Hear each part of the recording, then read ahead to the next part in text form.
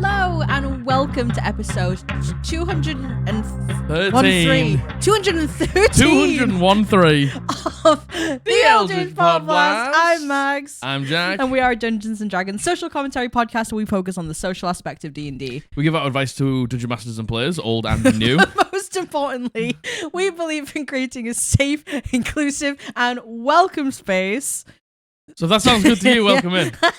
Wow. Do you know what? I was completely thrown off by 213. You know what? Because I every single time we start, I go, what episode is it? And I go, 213.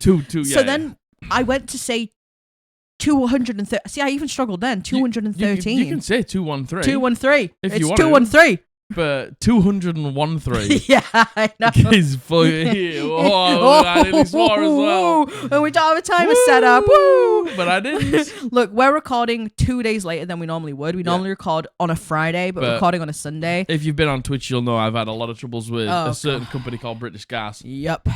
Who have been wasting my time for weeks and weeks and weeks and weeks now. Yep. So they're the worst people who've ever lived. Yep, and certainly they are.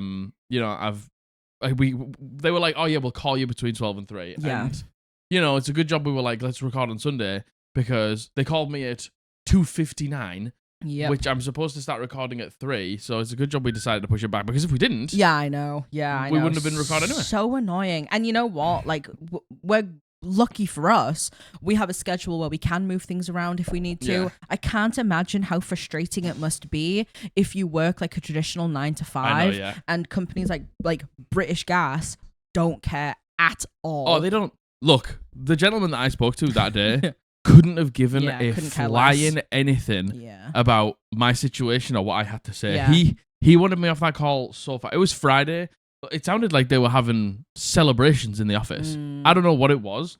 I don't know what was going on, but, you know, they were just partying in the background. Yeah, man. I look, customer service workers, I can never, ever, ever judge a customer service worker. No. Like, you know, working on a phone, I know I worked at a call center once, and it was the worst job I've ever had. It was rough. So demoralizing. It was the worst, but...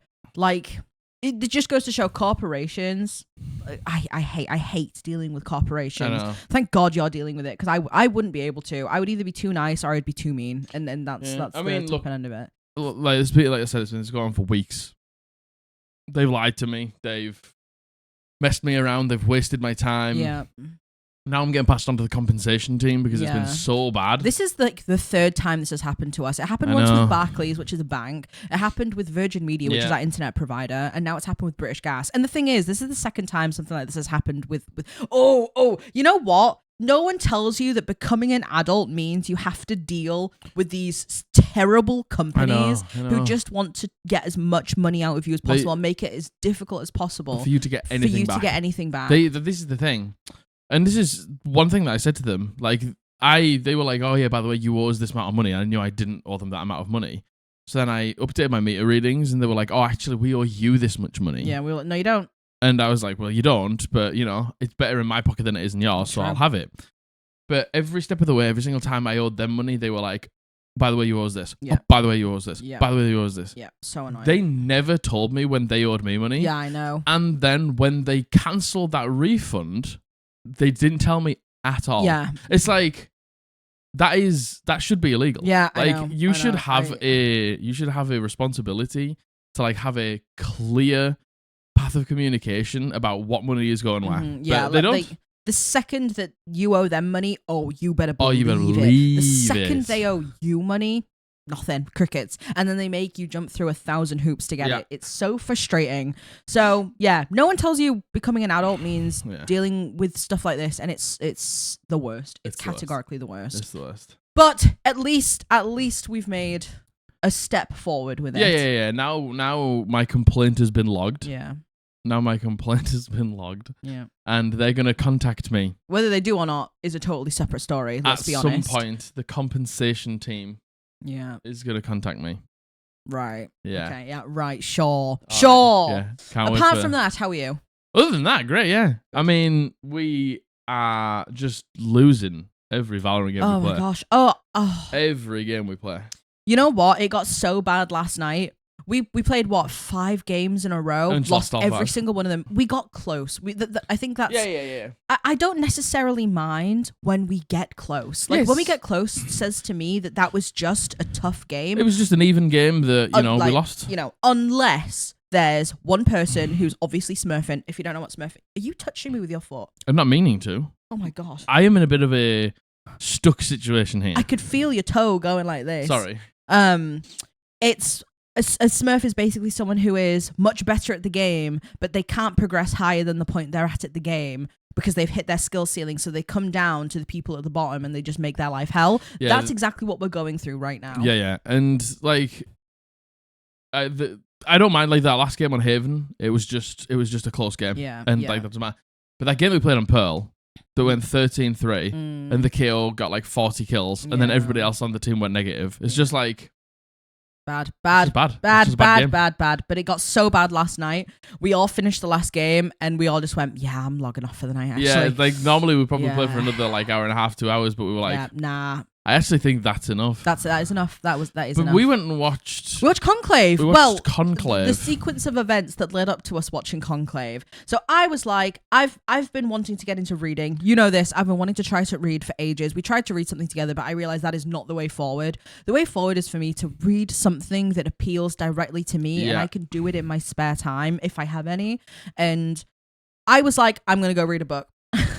I'm going downstairs and I'm gonna read a book. Yeah. So I was gonna sit with you and just watch something on the TV with my headphones in. Yeah. So we were just gonna chill out and decompress, and I ended up buying The Fourth Wing. Because apparently it's got some spiciness in it. Yeah, not a lot. It's kind of apparently more towards the end, and I like a slow burn. I don't like a going straight in with the heat. Like I like a slow burn. I like a true romance story.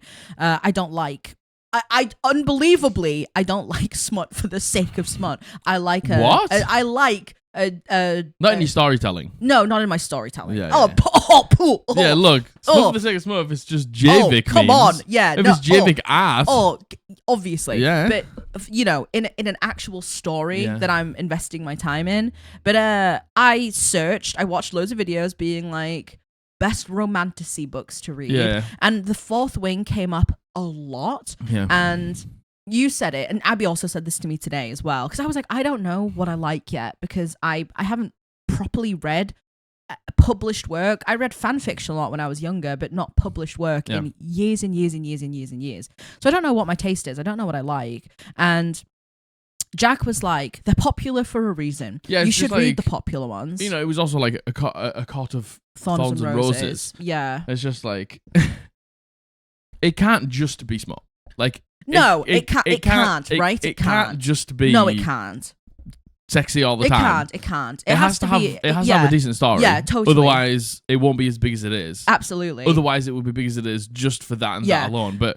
And this is the thing. It's like when you're talking about things like A Cot of Thorns and Roses and Fourth Wing, it's just like. They're like beloved. Yes, they are. Probably and you know for what? a reason. Fourth Wing only has the 2 books out right now. The 3rd book is supposed to be coming out, I think, in January. I don't know. Yeah. So that seemed far easier for me to digest. And it's got dragons in it. Love it. Like, what's not to like about dragons? I don't really know too much about it because obviously I don't want to spoil myself. So I'm going to start reading The Fourth Wing. Thoughts, questions, concerns. Yeah, let Margaret know what you think about it.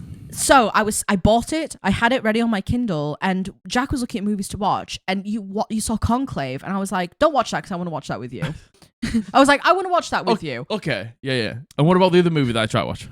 What did you try to watch? I was going to watch Green Knight again. I wanted to watch Green Knight again. You can see where this conversation evolved into. To watch, Jack, there's 1,000 movies you want to watch that I don't want to watch. And here's the thing. Is there? Yeah. Like what? Name a single movie. Name a single movie. The Eyes of the Star and the Moon. No, there's not. There's not. And the thing is, Green Knight, we've already watched before. Yeah, it's a great. So I was like, I'll watch it again because I quite fancy watching it again. I can't really remember a huge amount about it. I remember I really liked it. I can't remember too much about it. I remember it was great. And actually, that's a lie. I remember actually pretty much everything about it. And then you were like, no, you can't watch that because I want to watch it with you. I was like, and then you sneakily put Conclave on, and I was like, I went to Conclave, and I was like, oh, what's this? And I started watching the trailer, and I started reading the description. I was like, oh, that sounds really interesting. I'm gonna watch that. And then you were like, oh, you can't watch that because I want to watch it with you. So then it was, I was just like, do you want to know what? I'm just gonna put this on, and I'm gonna say to her, don't worry, if you want to watch it, I'll watch it with you again. Yeah. I put it on. She's like, oh, I might as well watch it with you.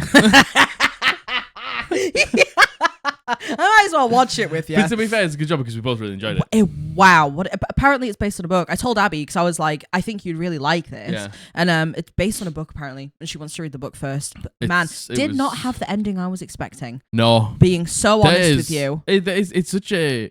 I know it sounds... It's because it's not a simple concept. It's quite a complex concept. Yes. Of Pope dies. Yeah. You're inside the walls of the conclave. Deciding who's going to be the next Pope. Yeah. And there's twists, and there's turns, and there's drama. Like corruption, and there's deceit. And the moment you think it's finished, it's not. And there's like political issues and social issues. Yeah. And man, you're rooting the whole time for the main character, I will say. There's moments where you're like, but you're rooting for him. And I really enjoyed it. Did not have the ending I was expecting. No, I did not expect that. I really enjoyed the ending. It totally, completely subverted my expectations for how I thought this was going to end. But I hadn't watched the trailer, so I had no idea what it was about or what themes it had in it. I watched the first 10 seconds of the trailer and I was like, I'm already interested. Yeah. What's it about? Then I read the description and then I was like, I'll watch it. Really interesting. Great. And the thing is, we haven't watched something so rooted in real world in so long. We like watching a lot of fantasy. Yeah, like I mean, I think the last thing we've watched was Sinners, which I mean, it's got vampires in it. It's not. Yeah, it's rooted in a lot of real life things. Yes, but it has that fantasy edge to it. It has that relief of fantasy. Yeah. This was 100% rooted in the real world, and it gave me a similar vibe as do you remember when it was Blackwater? Yes like that, like real life learning about Teflon and the lawsuits, like real life issue, totally, and all the corruption that goes on behind it, definitely, to get to the solution. I know that Blackwater was like almost like a documentary. It was like a film documentary of that dude's journey because that was a real thing. Yeah, this obviously isn't the real thing. But yeah, and Chernobyl as well. It gave Chernobyl vibes in a way as well. Like, and the thing is, I was gonna say Chernobyl had that fantasy edge. No, it didn't. It was completely rooted in I. If you enjoyed things like Blackwater, if you enjoy like getting to the root of corruption and evil, I think you'd like Conclave. Yeah, it's a good movie. Man, Catholicism. Look, the visuals, stunning. I've always said this. The visuals of Catholicism is stunning. Catholicism itself, but no, but yeah, what an interesting story. The main character's so interesting. You root for him. You root for his friends and what he believes in. Yeah. There's two monologues in that film that go so hard. His monologue's the best. It is the best. The one completely. When he addresses the conclave. Absolutely, completely. Crazy. Yeah, I would suggest Conclave. Go watch it. Yep. Let me know what you think. Indeed. If you've watched it, let me know what you think. Anything else?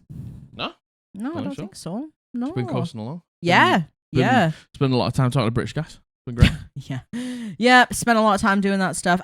Well, Jack is starting his own Twitch channel. When's this coming out? Oh God, tomorrow. Jack's starting his own Twitch channel. I think you can expect to see rumblings in the next couple of weeks. I think, really. Yeah. So I think. So here's the thing. Like the whole time, it's been. I'm gonna play Valorant. Valorant. Oh my God, Valorant. I feel like. And now we hate Valorant. I feel like my friends are on the cusp of giving up. Yeah. Yes. I feel like my friends are getting burnt out because that game can get quite exhausting. Yeah. Thing is, I can take the losses. I can.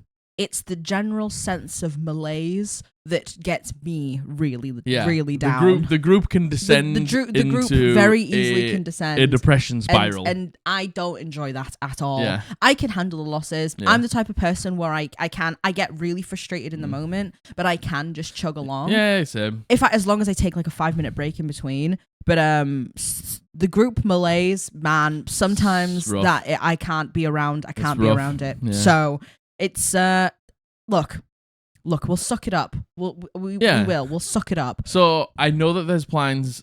I know that there's plans to do something called the Dead Mine Dash in Classic World of Warcraft, where we take fresh characters. Yeah, we just have to make sure we can get 3 friends to do it with us. Yeah, which I think we have. I think so. I think so. Jordan, Vince, and well, we have not confirmed with Vince at all. Yeah, we did yesterday. Oh, did we? Pretty sure. Vince was on it.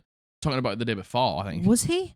I think Vince was there when we originally talked about it. I see. Anyway, Vince, if you're free, get in. Yeah. You should. And then Wabs. Yeah. But so this is going to be the thing. We're going to take our level 1 characters to like level 18, which is a lot. Which is a lot, by the way. That's like a 12-hour stream. And then we're going to finish the day smashing a Dead Mines run. Yeah. And that's going to be like the new intro to us playing World of Warcraft Classic on stream for me. Mm-hmm. But so that's going to basically run in tandem with me just playing Valorant. Mm-hmm. So some days we'll have a Valorant stream. Some days we'll have World of Warcraft Classic streams. Yep. I think me and Margaret are both wanting to play some World of Warcraft Classic again. Yeah, definitely. We're feeling the itch. I really enjoy the really low levels for Alliance, going around like starting in Elwyn, then moving up to Goldshire, and no, Elwyn is Goldshire. Yeah, sorry. Elwyn into Westfall, into Redridge. Yeah, I really enjoy that loop. And I just, I already have nostalgia for it, even though I didn't play it when I was younger. No, but you played it a handful of years ago. And played it a couple of times since. Yeah. Yeah, it's good stuff. I think it's going to be... Oh, big stretchy man. He was under the bed. Why? Because he's evil. I took a photo. I took a photo of him, and then I had to drag him.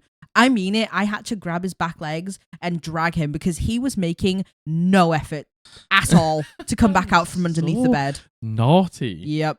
He's 12. He's supposed to be like, old and relaxed. I know. I mean, he looks pretty relaxed right now. He wasn't. He's gonna fall off. Yeah, I know he is. I can tell he is. And he's absolutely killing my knee. Oh. Well, yes. So, it's Jack Shots with a Z. The link will be in the description. Yes, indeed. Come on over. It's going to just be a lot of hanging out and gaming and stuff like that. And you can hang out with me and Margaret. Yep. While we play some games, and our other friends like Jordan and Ray P and Wabs and Vince and people like that who are just going to be kicking around in a voice chat, and we're all just going to be there, and I'm just going to hang out with you and them. Indeed. And it's going to be a lot of fun. Indeed. So with that, shall we get into topic? Yes. Thank you so much to all our patrons and YouTube members. You have no idea how much we appreciate your support. Gain exclusive access either on Patreon or become a channel member here on YouTube for perks like channel badges and emotes on YouTube. You get 2 extra and exclusive monthly live streams, including a roundtable with a cast of our D&D actual play, The Ascension of Farador, for all of your burning questions. As well as an intimate D&D advice live stream where we can answer your D&D questions in depth and one-on-one. If you would like to support us directly and gain access to these perks, check the link in the description to go to our Patreon or simply click the join button here on YouTube. Thank you. So today we are doing the best of Reddit for May. Ooh. Yes, this is a mix of just all the different types of posts that we all enjoy, and then we always end with 2 pieces of art, our small business, and they are 2 pieces of art at the end of this. So, right, we're coming in hot for the first one. Okay. Right, we're coming in hot for the first one. So strap in. I'm strapped. The dog has strapped me in. The title is DM railroads our game into a TPK and then blames the players. Nice. So I've been playing D&D for about a year and a half. I've always played with the same group of 6. We finished a campaign and then one of our players, the DM, decides to tell us he has a campaign ready. So we make characters with relatively normal backstories and we show up on the Thursday. Cool. The players are an artificer, a warlock, a paladin, a rogue, and me, a barbarian. Okay. So things start odd. We wake up in a tavern and all, but the artificer, we wake up in a tavern And all but the artificer are in their rooms, with the artificer at the bar. Before we can say anything, the DM tells us that we are drawn to a presence downstairs, the artificer, and we all decided to huddle around him when a dragonborn walks up to him and tells him to follow him. We all choose to do nothing except for the artificer. He chooses to talk with the dragonborn to gather information, and when the paladin tries to speak, the DM tells him to shut up because the artificer is speaking. like a bodyguard. Shut up. The Dragonborn says, we're in a desert. I tried to crack an in-character joke about hearing dessert instead of desert when I am immediately shot down again by the DM, and I'm told your character can't speak because the artificer is speaking. I mean, nicer than shut up. The artificer is one of the players, right? The artificer is one of the players, so yes. Is the artificer speaking this whole time? I am obviously not. Shut up! After the artificer finishes speaking to the Dragonborn, we are all magically inclined to follow him. Keep in mind, we still haven't gotten to do a sliver of role-playing yet. We all follow him and eventually come to an old mine. The DMPC holds out his magic hand and blasts the boards of the mine entrance because, of course, he can. Again, only the artificer gets to speak. The player ends up catching on and asks why we're not allowed to roleplay, and the DM says it's not our turn and begins to yap again about how the artificer's magic items are drawing us as adventurers in. After being forced down the cave, we are met with 3 bats. Oh wait, no, we're not, because even though me and the Warlock have dark vision of 120 feet, we still can't make out our enemies. Only the artificer can. So after an hour-long combat, because these bats just kept regenerating, our Warlock is nearly dead, I've lost a hand axe, our Rogue is at 6 hit points, and our Paladin has no smites left, and obviously an unharmed artificer. We are once again pulled onto a mine track cart. We're on a precarious track hanging over lava, and the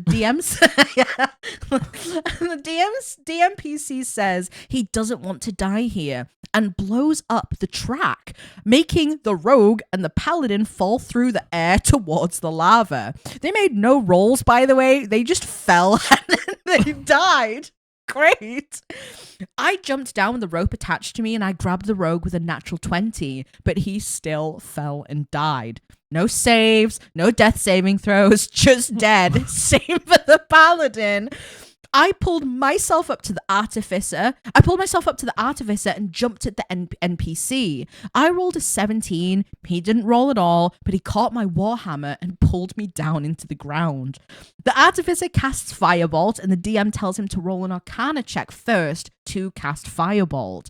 He gets a 15. The DMPC catches the bolt. Again. Catches the Firebolt? No check. And then throws it at me. Doesn't throw it back at the artificer.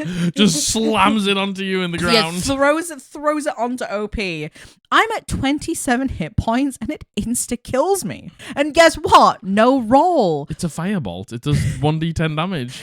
After my death, the Warlock runs away. Fair enough. So our artificer uses jump to get over the DMPC, but is told to roll Arcana again. They roll a 21 with advantage. Okay.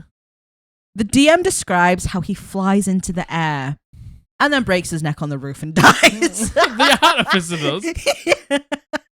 What the fuck? What's going on? Cut to the Warlock, who is running away and then gets mauled to death by metal-eating slimes. He's a warforged.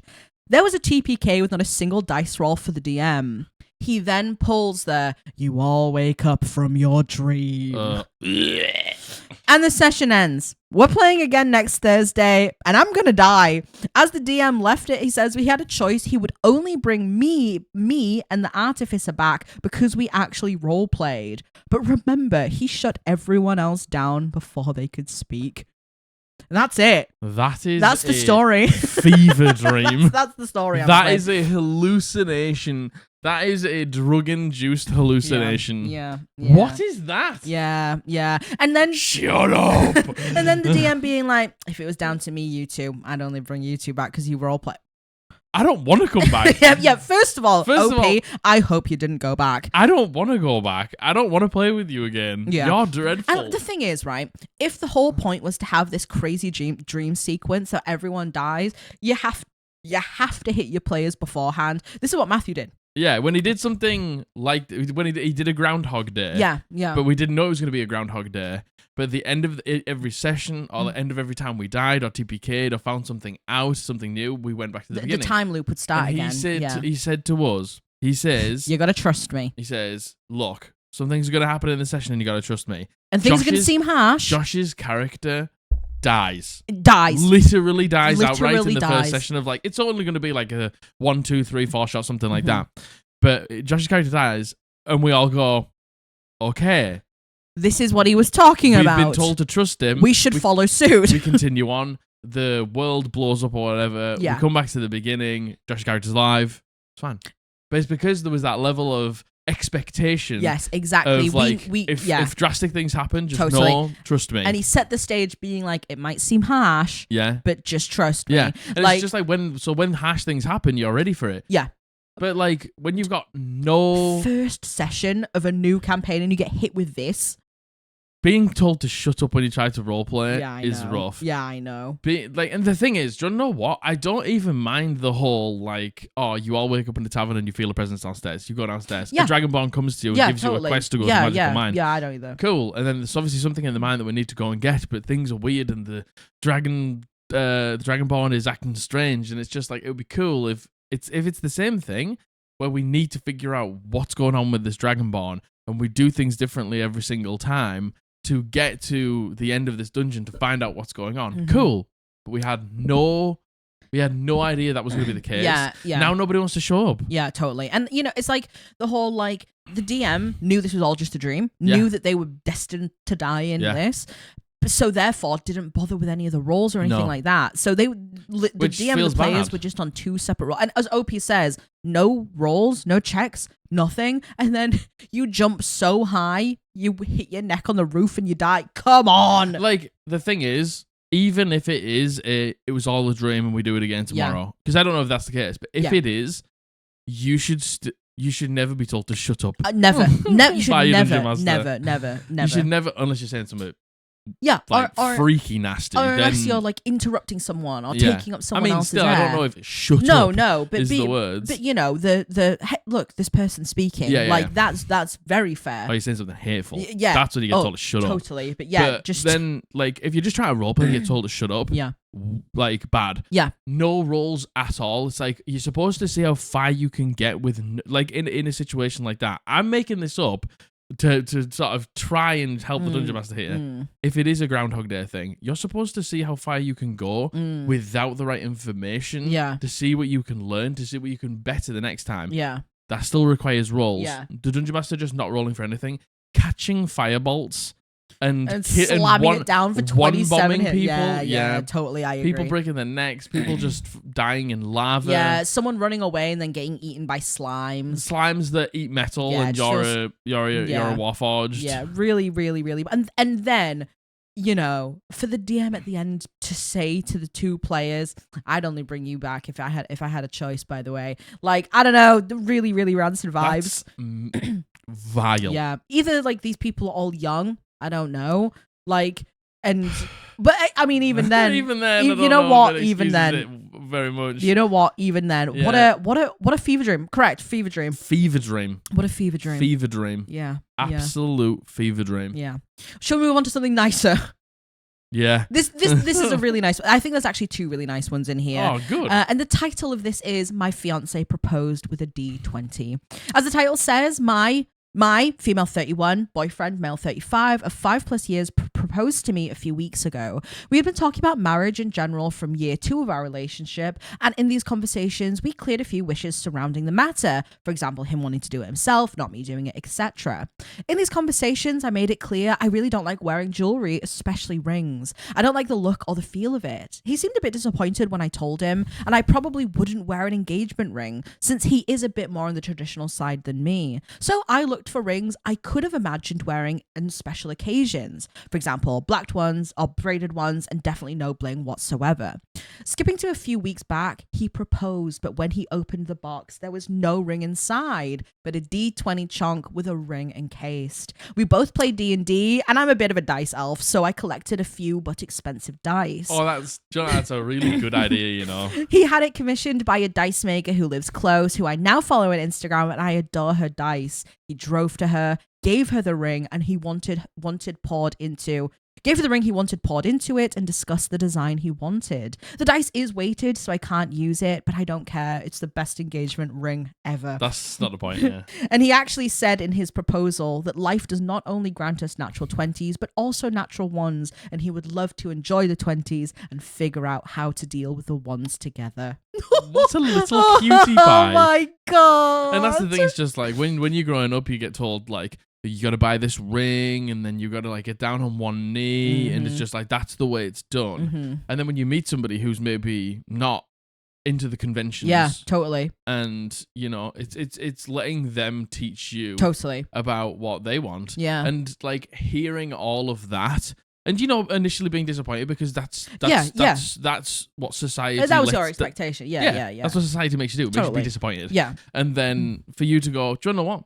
I'm not going to let that get me down. I'm still going to buy her a beautiful ring because then I'm going to pop it into a fucking dice. I'm going to get it like all cast in resin and stuff like that. And then I'm going to open it and say, marry me on the D20. I know. Like, oh my God. It's just, that's so special. And you know, you can, if you play D&D together, having that reminder every time. Oh, that's wonderful. I think that's such a sweet, and what a sweet thing to say. Yeah. What is it like the whole...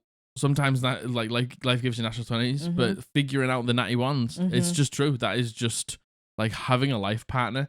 Like anyone who tells you that marriage is just this smooth sailing thing, it's not. Yeah. Like you're going through turbulent times of your life, their life, naturally, the world around you. Yeah. It's like sometimes it's going to be rough, but it's knowing that you're there for each other through those times. So like, I feel like we're extremely amicable most of the time. Like we get along. Yeah, I would say 90% of the time. Yeah, I agree. And then there's those 10% of times where it can get rough, and you know, we can argue and stuff like that. But knowing that if you're having a bad time or I'm having a bad time, like we're there for each other and we'll figure it out. Yeah, that's just what it's about, man. Yeah, I completely agree. That's the whole point of being in a relationship. And you know, I refute people who are like, marriage is the hardest thing you'll ever do. Like I don't think marriage should be hard. I don't think it should be. I think it can be. I think it can be. There can be parts, but I think that's just being a human occupying a space with another human who you're growing together, and like you say, things happen in each other's lives. But I don't think marriage being that's something that I've noticed loads of people saying marriage is really hard. Like and it's like I don't know if it is. And the thing is, if it is for people, that's completely something between them. But I think that's for you. But I don't think the default and expectations of marriage is it's really hard. It's really hard. You know, we're not married, like, but I mean, we effectively are. I don't know how anything would change. Nothing would change. Yeah, it's like we've both committed to knowing that we're going to spend the rest of our lives with each other. Yeah, like you know, you have a engagement ring. You know what? I put it on today. Yeah, you have an engagement ring on because you know, because I want to spend the rest of my life with you, and I love you very much, and. Us going to a ceremony place or whatever and signing some papers doesn't change anything. No, I agree. Yeah. Other than paying the state. Other than paying people money to say that we're going to live together forever. So we already know that we are effectively married. Yeah, totally. Even though in a court of law, we aren't. Yeah, yeah. So, yeah. And I don't think it's hard. No, I don't either. I think it can. There's hard times. It can get hard now and then. Yeah. But I think 95% of the time, 90% of the time. Yeah. I think it's actually the easiest thing ever. No, I agree. And I wouldn't change it for the world. Same. No, you know I completely agree.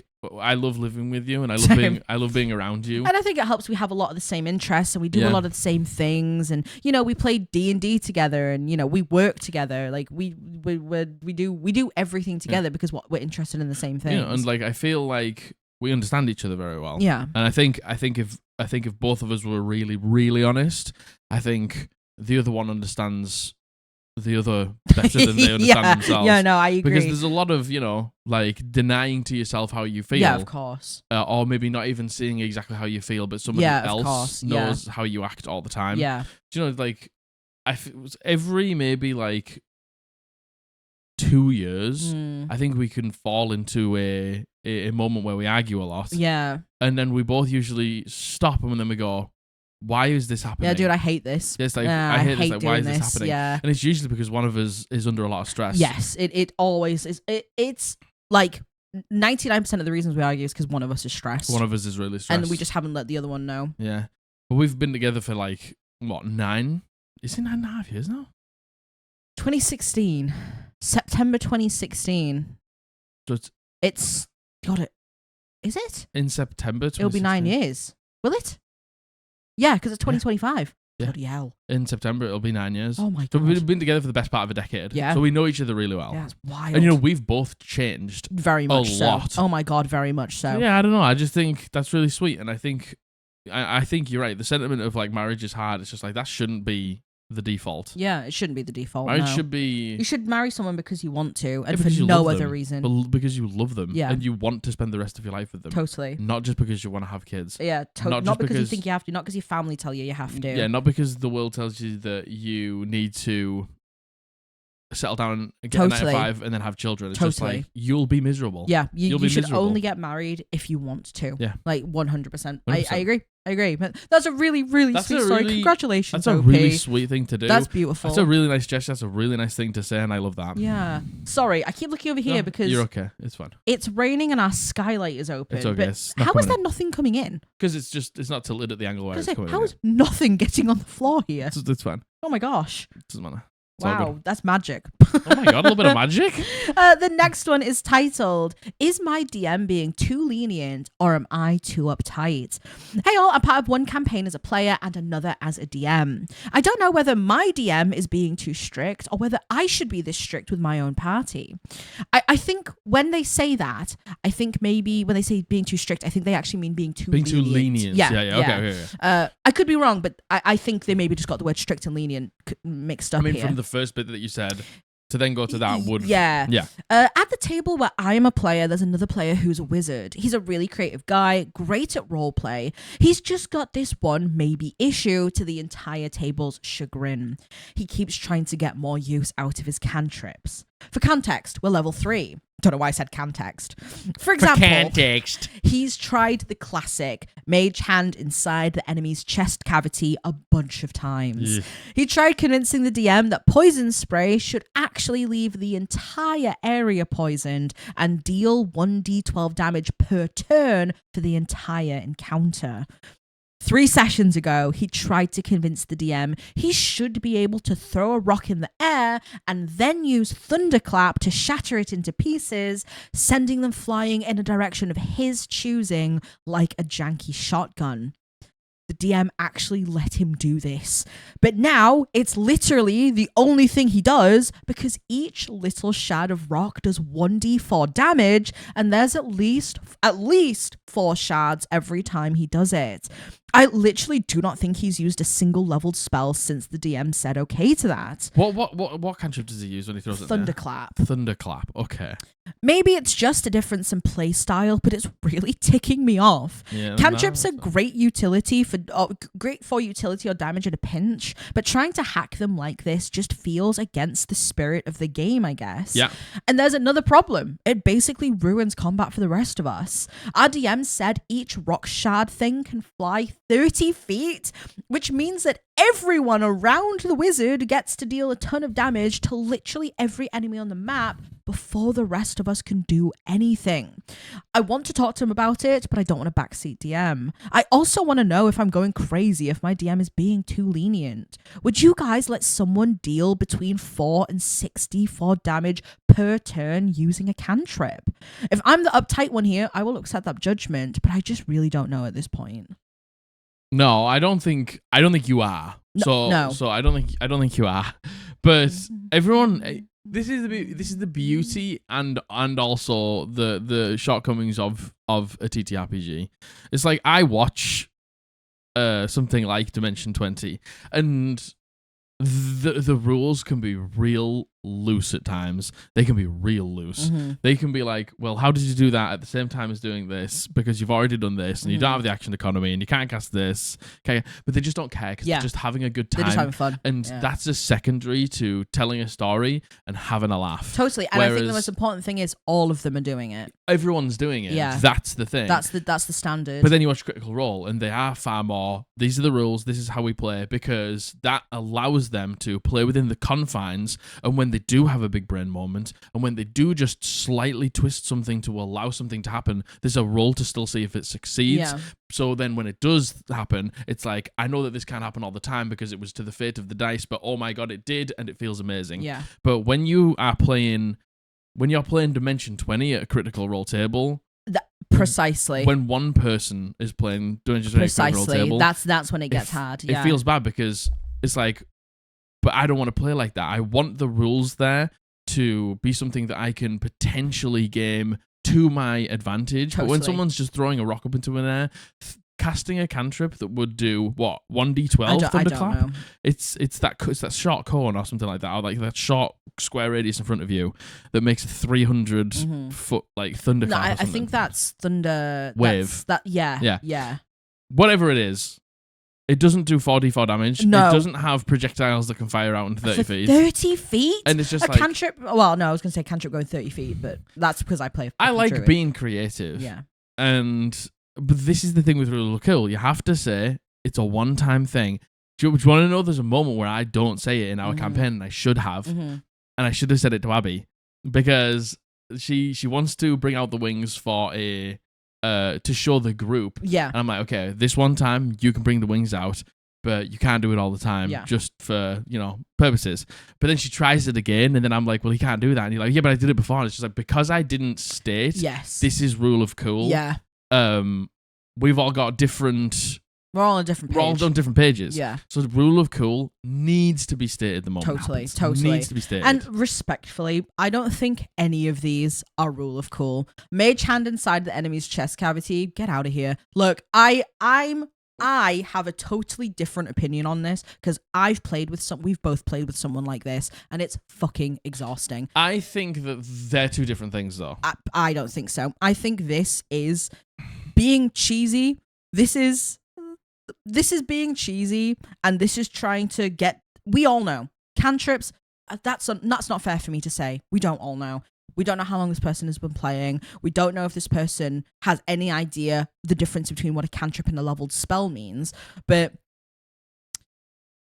this is just cheesy to me. And we've played with a person like this who tries to get the absolute most out of absolutely nothing. Like, yes, King, give us nothing. Yeah. And it's a nightmare. It's a nightmare for the DM to work around. It's a nightmare for the players to be privy to. It's a nightmare when something like this happens, the DM allows it, and then this one person, because the DM has allowed it one time. Allowed it, not even one time, because the DM has completely gone against the core function of the mechanics in the game, this one person supersedes everything, and then everyone else is left behind because a core mechanic of the game has been removed essentially for one player. Yeah, okay. I think that reaching into the chest cavity of somebody and like wrenching their heart out or like squeezing it and giving them a heart attack or like making their organs fail is something completely to throwing a stone up in the air and then doing a little bit more damage. I think it is something completely different. I think that using mage hands to grab onto someone's hat and do damage to them. Yeah, I think that is extremely cheesy. Yeah. Whereas I think throwing a rock up into the air and using a spell, that would do more damage, but now does less damage. It still does more damage overall. And then if you have to roll an attack roll, I get it's still cheesy, but I also think that it's also quite flavorful. And if you don't care for the rules, fair dues. And if the dungeon master doesn't give a shit about the rules, they're just like, yeah, you're having fun, whatever. But the problem is this player. It's that's just the one issue. Person. It's if you've got a table full of these dudes who want to do exactly that and throw rocks up and shatter them and it's like all epic as fuck and whatever, fair dues. But the problem is this dude doesn't want to play like that. Yeah, so totally. I think, like I would say it would be flavorful if the person was just like, I'm going to use Thunderclap and I'm going to I'm going to theme it like this, but I'm aware that it doesn't do any extra damage per shard. I'm just flavoring it as other shards. Yeah. It's just like, cool, yeah, you throw like a rock up into the air and you smash it with Thunderwave or Thunderclap or whatever it is. Oh my gosh. And then it like shatters this rock and people get hit by the shrapnel, but you still only do damage to the people in the radius, and it's the same damage that the spell normally does. Oh no. Like, but that might be a new dungeon master not knowing how to deal with requests like this. We've had conversations like this all the time. So I don't know. Like, to me, I think. Look, it's all screaming cheesy to me. Trying to get away with a mage hand in the cavity, trying to get away with a poison spray. Yeah, but look, how many new players haven't tried to do like, what is it? What's that spell where it's like you control the air? Oh, I don't know. Something like I don't know. Like where people try and like boil their blood. What is it? It's just like, because your body's 77% water, I control water and I suck it out through your pores and now you die. And it's just like, every new player has tried it. Yeah. There is, to be clear, there is no confirmation if this is a new player or not. Yeah, if it's not a new player, then this is rough. Yeah. If it's a new player who just doesn't understand you get told you can do whatever you want in D&D, and then you come in and it's just like, well, you can't because there's a rule book that tells you all of the things that you can and can't do. So if this person's new and they're just trying to be creative and the dungeon master doesn't know how to handle, you can do all that and it sounds great, but it actually fundamentally still just works like this. So, if it is a experienced player, because look, we know of an experienced player that our friends play with, and the dungeon master is new, and this motherfucker just gives himself advantage all the time, and says that he's getting rid of his disadvantage all the time, and then just rolls his sneak attack when he has disadvantage because he knows that the dungeon master doesn't know better, and he's taking advantage. Yeah, totally. Now, if that would be the case, then this person's a piece of shit. Yeah. But if this person's just new, and the dungeon master is also new, and they don't know how to navigate it together, fair dues. Yeah, but I don't think OP's being too OP's being strict at all. No. I think this is especially, regardless of what the actual intention is, the outcome is everyone's feeling left behind and because a core pillar of the game. Yeah. Exactly. It's someone trying to play Dimension 20 at Critical Role, I suppose. That's it. And I'm not saying that Dimension 20 do this, but they are far more lax with the rules. Yeah. So when you add those two things together, they don't work at the same table. Yeah. Because one person will be doing giga damage, not playing by the rules, and other people will be doing normal damage, playing by the rules, and then that feels bad. Yeah, I agree. Yeah, it's a roughie. I agree.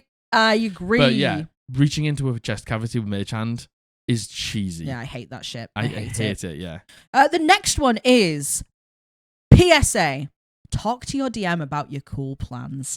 We have all been there. Your party is tracking the monster, sieging the fortress, or getting their hands on the artifact. And you have thought of a clever combination of abilities, creativity, and exploits to turn the encounter on its head. You can't wait for everyone's jaw to drop when you bust this out. Yeah. When you finally get the chance, your plan is then met with muted enthusiasm or even a ruling that invalidates the whole thing. If you tell the DM and the party about the plan beforehand, it will not diminish anything.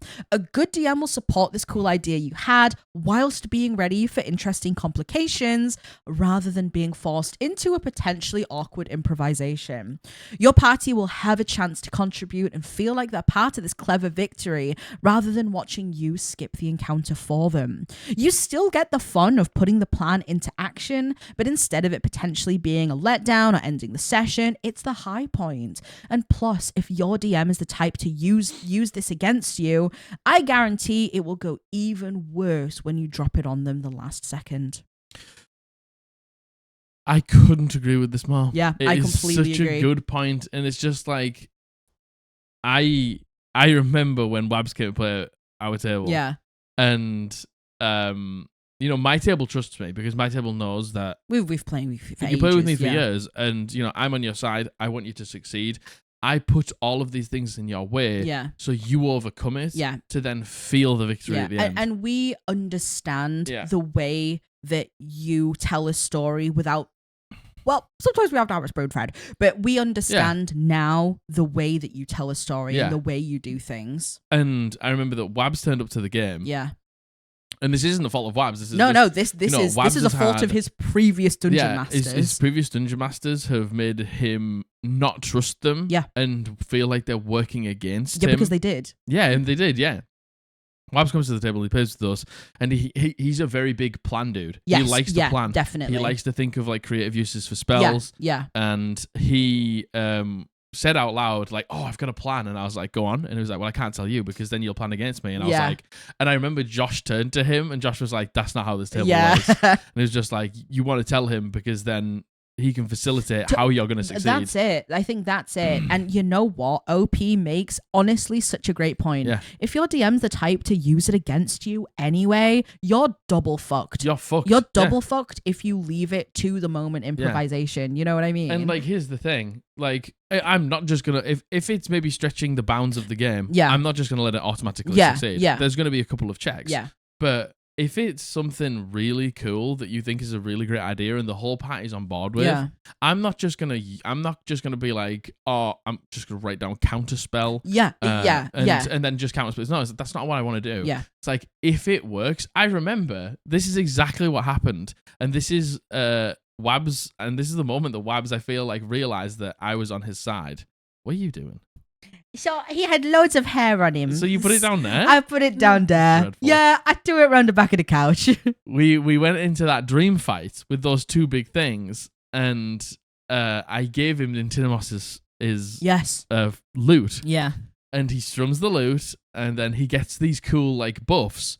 He dominates the monster. I give him the stat block. Mm-hmm. He uses plane shift on the other monster. Yep. Shifts it out for you, and then casts plane shift on itself. Yep. And he just undoes the combat in 3 turns. Yeah. And he was like, "Oh, sorry." And I'm like, "What do you mean?" It was hilarious. It was hilarious. It was we hilarious. all think about that combat. Yeah.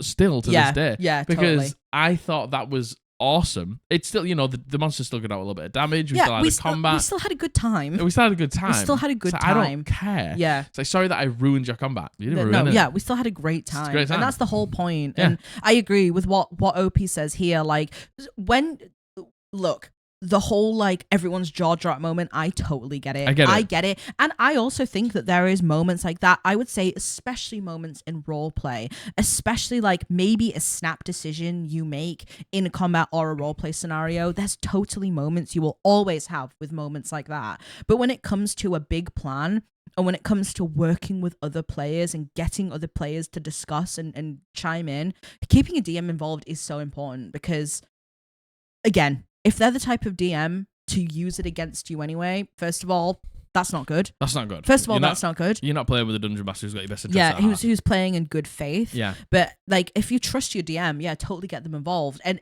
that's how the most fun and I would say the most chaos can come about as well. 100%. And if the plan fails, it's not because your DM is conspiring against you. Yeah. It's because things just didn't go that way. I think it allows both parties to be transparent with each other. Mm-hmm. It allows the players to be transparent about what they're going to do, and it allows the DM to be transparent in the way they handle it. Yeah. You know what I mean? And some plans do come up in the moment. Yeah. Oh, totally. So I'll always remember that player's keep clip, where I think it's Siggy.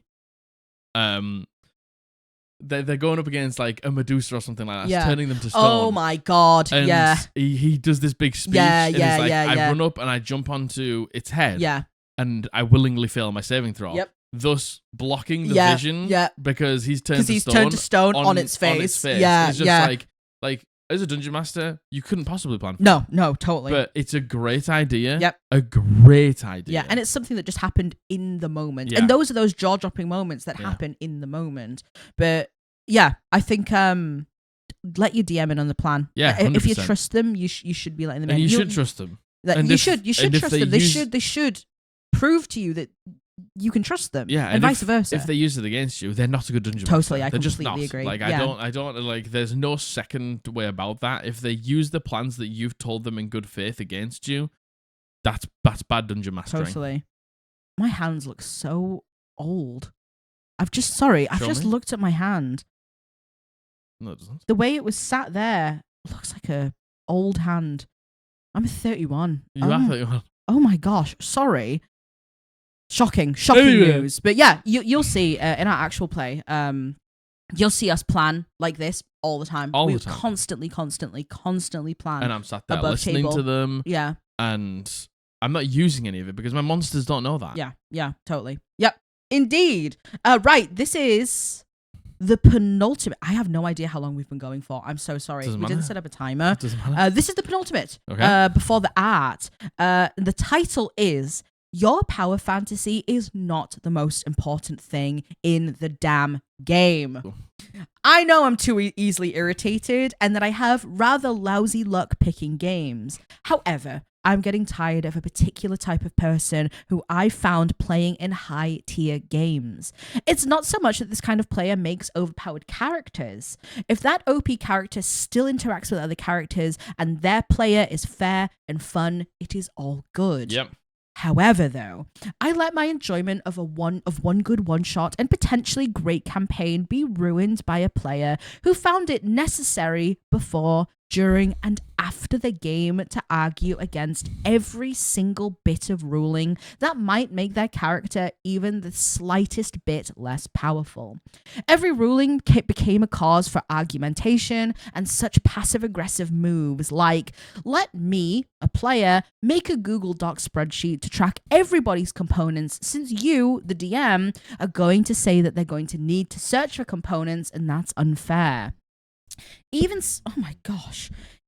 something as simple as resources will be limited in this in-game region because of story reasons immediately flipped to, and this is a quote, well, I wouldn't have made this character if I had known it was going to be limited in this way. Hearing that before the game was bad enough, but hearing it in the middle of a combat, added when the DM tried to make a ruling on hiding mechanics, was too much. All of this ended up being excused both implicitly by the player and explicitly by the DM, as this is just a play style. I guess my play style is playing with people who want to play with people and are not playing with people who are fixated on their power fantasies and uninterested in anything else. Rough.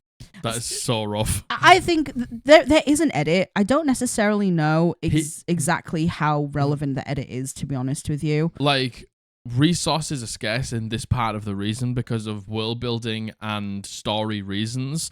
I don't know. Maybe this place was ravaged of magic years ago, and now it's like a dry zone or something like that. Yeah, and totally. You can't bring any components Yeah, in, otherwise they go null and void. And it's just like, but I wouldn't have played this character. And it's just like, Jesus Christ, not everything is about you. Yeah, and it's like there's no magic shops here. Like there's in your world, there's a lot of places where there's not magic shops. Yeah, there's maybe it's a poorer area. Yeah. Maybe like the magic shops are only in capital cities or something like that. Yeah. And maybe there's only one. Maybe it's a chain and they choose where they have shops and stuff like that. And the whole well then I'm gonna make a Google spreadsheet to punish everyone then if you're punishing me for needing components, and it's like that's I don't know what to tell you. That's a rough mentality to have. I will say the actual sentiment of I wouldn't have made this character if I knew it was going to be limited. I actually think that's a very valid thing to say.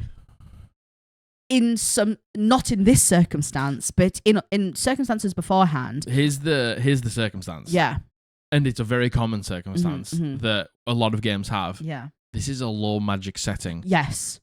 If you cast magic, yes, you will be put in prison. Yes. Well, I wouldn't have picked a mage. I wouldn't have picked a wizard. I wouldn't have picked a sorcerer. Yeah, I wouldn't have picked a warlock. I wouldn't have picked a druid. Yes. I wouldn't have picked any of it. Yes, if you told me that prior. Yeah. Because basically now I can't cast. It's like playing a bard and then wanting to cast charm person. Yeah. Wanting to cast friends. Totally.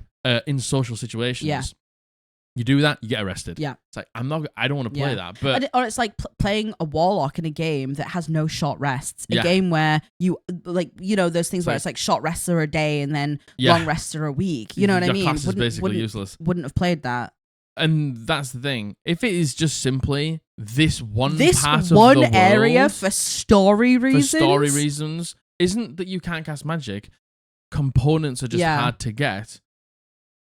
That's life. That's just just how the game goes. And I think it's allowing moments for different characters to shine. Totally, it's absolutely. Like when the paladin walks into the vampire's castle, Yep. and they oil up the greatsword with some holy water that they were able to make. Yep. It's like this is their moment to shine. Totally. It's like when you're going through the woods, like the deep woods, and they change every day. Your range is going to shine. Totally. It's being able to let people have different things, but it's also world building. Yeah. What's the reason? Totally. Instead of being a petulant little child about it, why don't we find out? It could be a sexy little law bit. I can't stand every single rule arguing about it. I hate nightmare. That. And again, anything that makes them slightly less powerful, it's like you can't shine 100% all the time. No, everyone needs to have the time. You shouldn't shine 100% all the time. You can have a powerful build and you can have a powerful character and you can stat it into whatever you want to be good at, but that doesn't mean you're going to succeed all the time. No. And the whole player arguing with the DM every single time is the most exhausting thing ever. Because again, we've played in a game like this where a player just constantly argued everything with the DM, and it was a nightmare. It was a nightmare for the DM. It was a nightmare for the other players. And then trying to be like, well, yeah, I'm just going to make a whole document then. I'm going to keep track of everyone if that's the case. If everyone's components, if I can't get any. Yeah, it's just like... Man. It's just like, tell me that you don't want to be even remotely challenged. Yeah, hey, grow up. You want to coast. You want to coast through this whole game and not being challenged. Yeah. And that was the whole thing with that player that we played with. Yeah. Any time that our dungeon master would challenge them and be like, oh, you cast this really, really big spell and that has like turned the tides of battle in your favor. Yeah. The dungeon master would be like, okay, well, its minions turn around and come for you. Yeah. And this person was like, well, why are they doing that? It's just like, because you cast the spell. Yeah. They'd say it out loud and they'd be like, well, that's unfair. And it's like, is it? Yeah. I'm pretty sure that's how intelligent monsters would play the game. Yeah, it was a nightmare. And I can't stand players like this. I know, I can't. They're the worst. I will say I wouldn't have made my character this way is actually a very valid thing to say. Context dependent, though. Exactly. Yeah, very much so. Yeah. If it's simply this one moment of the game, totally. Components to spells are hard to come across. Yeah. And it's like, what particular components? It might not be. You might just be reduced to cantrips for a small amount of time. Yeah. You might be able to just cast spells that have verbal components or somatic components and don't have any material components, and there's still a lot of them. Yeah, understanding that it's just a region, it would be so different if that was it all the time. The whole campaign, that would be rough. Having it clear that this is just this area, just this region, just this arc, you know what I mean? Like, yeah, I don't like it, and I'm sorry, OP. You started it with I'm too easily irritated. I'd be irritated too. I'd be fuming. Yeah, I'd be irritated too, my friend. And this is the last one before we get on to the art. And this is a really nice one to end on, actually. Cool. The title is My Heart is Happy. Woo! My 14-year-old son and I are connecting over D&D, and it's all thanks to a work road trip. I'm 53. Also, I want to say their username is Your Mum Thinks I'm Sexy. Let's go. Let's go. I'm 53. I played D&D constantly when I was around 14, way back in the 1900s. Why you got to say it like that? In the 1900s? Why you got to say the 1900s? Why you got to say it like that? We were born in the 1900s. I know we were. Why you got to say it like that? But I haven't played in 30 plus years. My 14-year-old son and I were on the way back from a road trip from Los Angeles for work. I'm a photographer and he assists me on shoots occasionally. We were at the beginning of a really long drive and I could already tell he was bored. So I suggested we play a sort of road trip version of D&D. For context, he had discovered D&D completely on his own last year when he joined his school's once-a-week D&D club. When he told me he had joined the club, I mentioned briefly that I played when I was around his age, but you know how 14-year-olds are, he wasn't impressed. So when I suggested we play while driving, he was skeptical, but he quickly whipped out his phone and showed me that he had downloaded an app that lets you build characters and do dice rolls. Cool. Long story short, we spent the next nearly 4 hours running an adventure together. He played his 9th level fighter, Barry shot for Bartholomew, and I played several NPC party members. We both had a blast, me describing each scenario or encounter, him reacting and making decisions, and he enjoyed using the app for damage, perception checks, etc. And here is the kicker. He loved our mini campaign so much When we got home, he wanted to call me to continue playing. He lives full-time with his mum a few minutes down the freeway. We decided to turn our road trip mini campaign into an ongoing father-son campaign that never stops. We play a couple times a week over the phone or Discord or in person, and it's been some of the best time I've spent with my kid in a hot minute. I really love seeing him exercising his brain to try to figure out his moves, and I've been pleasantly surprised at some of his reasoning and thoughtful and creative decision making. I just wanted to share that. I think it's super cool that a game I played religiously at 14 is now something my son and I have been able to bond over now that he's the same age as I was back then, and it's even cooler that it was Dungeons and Dragons. That's so cute. And do you want to know what? It's like, I'm not a dad, and I'm 31. Well, I am a dad, yeah, but I don't get to play D&D with him. What the hell? Look, he can play if he wants, but he's not interested. I can't imagine in this day and age how hard it must be to connect with your kids. Oh, 100%. Like, oh my God, especially at 53 to 14. At 53 to 14, and it's the idea that you probably don't have a super open line to your kid, especially if you don't live with them. Yeah. And, taking them with you to do things like on your job and stuff like that, fair dues, but then finding that thing that they're interested in. Totally. And you're interested in. It must just be like the most relieving feeling. Oh my God, 100%. Being like, oh, thank God. Yeah. Like, I can do something with my kid that he actually enjoys. Yeah. That I enjoy. Yeah. That I know a lot about. Yeah. That, like, is a way for me to be able to spend more time with him that isn't just this thing that we do together. Yeah, and I would say like 14 is the age kind of when your kids go into adolescence and they begin to start acting like a teenager even though they're not. It's like 14 is the age where you kind of maybe start to separate yourself from your parents a little bit. Yeah, because you think they're not cool. Yeah, totally. And, you're getting into, like... You've probably hit puberty at that age. Probably hit puberty. You might be like getting interested in boys and girls and stuff like that, and what's cool at school, and not being able to be yourself because it's cringe. And dude, I can't imagine being 14 with an iPhone. Can't imagine it. No, but like being 14 now in this day and age. 14 with social media. Being that age when I was a kid was hard, I thought. Yeah. I can't even imagine how hard it must be to be a kid now. Not at all. Like, it must be so rough. And my attention span at 31 is worse than it was when I was at 14. Yeah. And I can't imagine what it must be like for a 14-year-old. What their attention spans must look like. I can't even imagine. So to be able to get your son to sit down to talk with you a couple of times a week, but for 4 hours, and then get home and then call. I know, you. To be like, can we keep going? Can we keep playing? That must be the best. It must be the best feeling ever to Yeah. finally be like, oh man, like they've become old enough to start to know what they like, and they like the thing that I like. Totally. Must be the most insane thing. And I think it's a great way. Opie even says, I love seeing him exercising his brain, and I'm surprised at some of his reasoning and creativity skills. And it's like getting to know your son through the medium of D&D, because our characters are us and we are our characters, Yeah, but also sometimes they can be things that we are too scared to be in real life. Absolutely. And especially being a teenager, being nice isn't cool. No. Like, being a nice dude and doing the morally right thing. Yeah, totally. Isn't cool. And if you're choosing to do that in a game where you can do anything, I think that speaks a lot about your kid, that speaks to you. Yeah, totally, it does. I think that speaks a lot about how you've brought this kid up. Yep. And yeah, I think it's so neat. Yeah. And to be able to have something that you bond with your kid over that he really enjoys must be such a big relief. I think this is just such a sweet story. Me too. What a great one. Yeah. That's, hey, your mom thinks I'm sexy. What a great story. I think that's really neat. Yeah, I love that. I love that so much. I really love that. And we've had people in the community saying that they've played D&D for the first, like with their kids for the first time. Yeah. And it's been a great experience and their kids love it. And your brother's asked when you're going to do something for our nephew. I need to do that. I just don't know what to do because he's at the age where his interests change so fast. He just loves playing the drums at the minute. Yeah, and he loves like football and playing the drums. Yeah, they're the two things that he loves. He did love dinosaur and D&D, but he doesn't really care about dinosaurs. Yeah, and D&D did love Pokemon. Doesn't care about Pokemon anymore.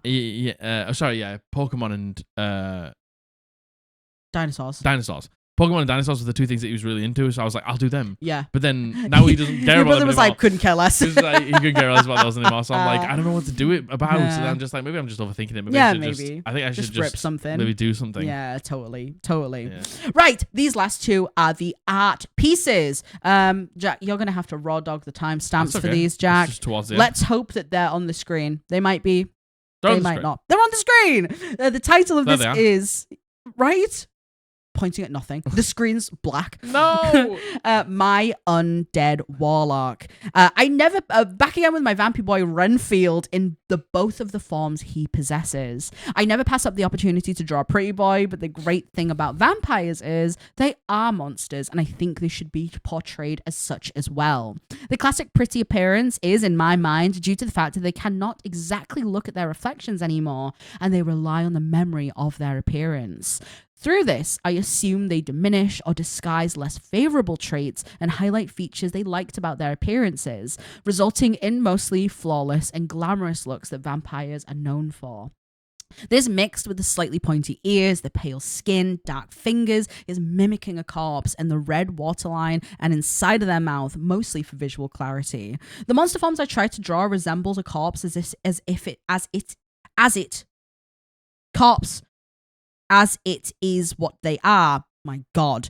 With longer and thinner limbs and fingers and sunken skeletal faces, combined with bat or wolf-like features, depending on the previous body type of the transformed. This is mostly due to the vampires and Bram Stoker's book Dracula being able to turn into wolf or bats, amongst other things, but I think I should honor that trait. And I just think that's neat. It's a neat piece of art. I love the thought that they're just projecting their perfect version of themselves when actually because they can't see themselves anymore. They're actually horrifying. Just a corpse. Yeah. I think that's so cool. It's a scary concept as well. But it is a really scary concept. And the art in the mirror. The art in the mirror fucks. Jesus. And the name Renfield, let's go. Oh my God. Renfield's gorgeous. The actual like vampire version in the mirror is gorgeous. The setting's gorgeous with the candles. Yeah, with the candles on the trinkets. outside. Yeah. Oh my God. I think that's a really cool interpretation. I agree. As to why vampires have been depicted over the last however many years. I agree. As these beautiful creatures. Yeah, I completely agree. These like flawless, gorgeous, glamorous creatures. Because they can't see themselves. Yeah. So they have to project this image. They have to work really hard at it because wild. They actually have no idea what they look like. I love that. I think that really is neat. The coolest way to describe a vampire. And I love this art. You're an incredible artist. I love this art so much. Of course, we'll leave the links to all of their socials down below as well. And then the final one we're going to end on is just titled A Blighted Night. So this is some of the art for my latest campaign that I am running. They came in the night. Hey. Ale. Oh, I thought you were stopping because you said they came in the night. Oh, shit. Oh, no, end it there. You went, they came in the night, and then you went. Oh, shit. No, I just can't pronounce this name. Alehtta. Aelters. A letter? A letter? Thank you. That's probably it. I don't know. They came in the night. A letter's thralls, hulking things grafted of bone and branch. They lumbered through Yeffield's meadows towards the parish church. Mindless, they obeyed only her and her command. This one is really fun to design, although done in a bit of a hurry. Would love to go back and redesign it at some point. Done in a bit of a hurry? Yeah. And if you like this art, I want to see more, check out my website. And their website is lightbluedaffodils.card.co. Of course, we'll leave them down below. Yeah. I think look, apart from sorry they came in the night, what a cool I love that brief synopsis of they lumbered through and they only obeyed her command. I think that's so cool. It's very ominous. Very ominous. The way that the bone and the bark is mingling at points. Yeah, and like the staff and like the two moons in the background. It's so cinematic. The tranquility of the field, and you can feel like the silence and the stillness of the field. And then you see this blighted night in the middle. So cool. Blighted night. Blighted night. I love it. Yeah, two really cool horror really pieces cool of horror art, pieces actually. of art. Yeah. And once again, we will leave the links down to both of these artists below. But I think really, really, really cool. Incredible art. So neat. So dope. Cool. And that's it. Hey, I don't know how long this episode's been. Don't know. God, Well, we're raw dogging figure it out in a bit. Yeah. I guess we'll see. Yeah. Thanks so much for being here. Indeed. Oh, we're streaming right now. We're streaming oh my gosh. right we're now. streaming right now. I do want to say one thing. Yes. I do want to just say one really small thing that I was just thinking about before this. I was just like, we've been doing this podcast now for like 2.5 years. Yeah. And the fact that you guys still I know. just love it and listen I know. is crazy. So thanks so much for watching Indeed. and supporting us. Yes. And if you do want to come and hang out with us more, come check out the stream. We stream 4 times a week. We'll be probably just yapping. Yeah, I think today, tomorrow. It's Monday. Yeah, we'll probably just be yapping and talking about some stuff. Talking about D&D, talking about food, talking about all sorts of stuff. Come Just and hang out. around. It's good to see you all. Yeah. It's a better way to speak to us than in the comments. But if you do want to leave a comment and boost that video's engagement, boop, boop, boop, boop, boop, boop, boop. Make sure you leave a comment. Make sure you like, subscribe, all those good things. Thanks so much for being here for 2.5 years. That's I know, just wild. that is wild. That is absolutely wild. I love you. I love you. Bully loves you. He does. We have been the Eldritch Podblast, and we're going to see you on Monday. Bye. Bye. And once again, another huge thank you to our patrons and our YouTube members, and a huge shout out to our entity tiers. Hoops. Ariel. Tula. Runarian. Arkham Labs Cosplay. Maddie. Luna. Teddysaurus. Caspian. J-Spot TX. Ultrafail. Dallin M. Sleepy. Joe Dragon Lord 2. Alistar. Lawkeeper Society. Ricky B. Catherine. Fauskin. Azuriel. Panda Queen Plays. Xylo Boy. Lucas Iapetus. Luna River. Crestamancy. The Tacos Are Here. Hairy Godfather. Rainanana. Scrimbles. CJ Chantel 1313. Keplin 1000. Pretend It's You Ace. Leaxel. Dana. Captain Hades. Sloby 1. Amelia A. Rebecca K. Banoffee Spy. Tears of the Sun. BH. Crumley. Dink Twin. Light of Hearts. Nathan W. Timbo. Melosaurus Rex. The Nerdy Dreamer. Stephen R. Simple Gin. Thank you all so much for the support. You have no idea how much it helps. And if you too would like to become a patron or a channel member here on YouTube, click the link in the description or the join button down below.